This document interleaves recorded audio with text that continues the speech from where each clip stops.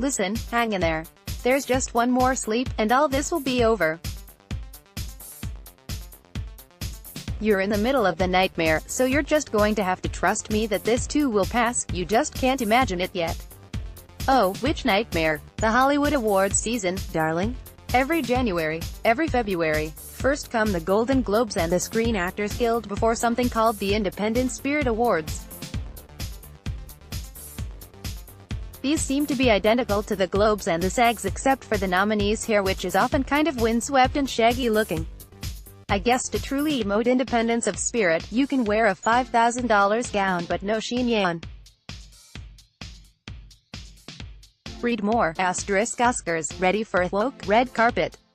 Leah McFall, note, popular culture, I will not fold. Leah McFall's wish for 2019, more TDM please. These are followed by half a dozen black tie dinners which don't quite justify TV cameras, but ratchet up the suspense. Then we skip over the Atlantic to the midwinter BAFTAs, where the only distinguishing feature is that sometimes it sleets on the red carpet, before tomorrow's annual nadir of American entertainment, the Academy Awards. This one is rock bottom, the ceremony which really should sign up to a 12-step program and write a letter to everyone it's wronged.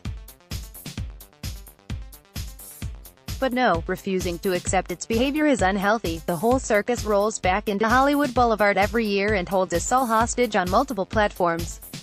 Oh, don't get me wrong, I watch it. I used to watch it every year.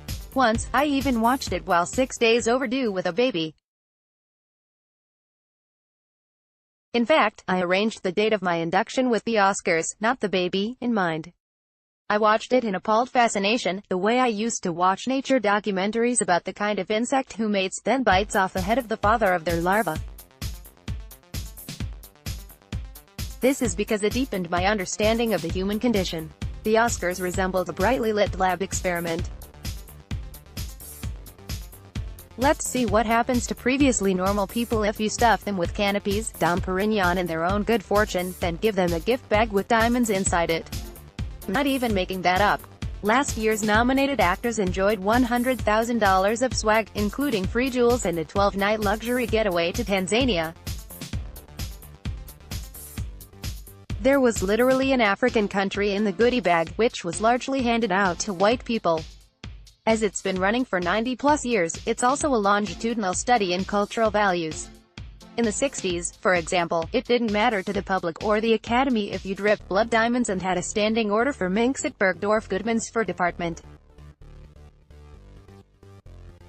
You might be onto your fourth husband, having nicked him off Debbie Reynolds, so what? Your speech might have lasted barely 20 seconds, thanking absolutely nobody in the film business, but you were Elizabeth Taylor, and since when does Supernova thank the sky? I'm not saying Liz made the world's best decisions, I mean, her 7th wedding was at Neverland Ranch, for crying out loud. I just admire her acceptance of her power. She liked jewels. She liked husbands. She liked mozzarella cheese and Godiva chocolates. Lord knows she'd eventually be punished for that in the 80s, when she became a laughingstock, an internet meme before the internet. But in the 60s, who could take their eyes off her? Today's stars wouldn't be seen dead in dead things, it would club to death their popular appeal. Their acceptance speeches are longer but carry less value, because they are about positioning rather than gratitude. Each speech is indistinguishable from another, with the only memorable few being the ones that made no sense. Matthew McConaughey, I'm looking at you. I guess this is why I've gone off watching the Oscars. There's a joylessness about it now that has nothing to do with the need for the ceremony to check the excess and prejudice of the film industry. It feels afraid of itself, and afraid of the times, just when storytelling needs to be brave as hell and we need to be reminded what humanity can achieve. So by all means, wear a. People are still talking about the time Bjork laid eggs all the way along the red carpet. Nobody knew what it meant, but who cares? If you can't make yourself a spectacle in Hollywood, the last one out should turn off the Klieg lights.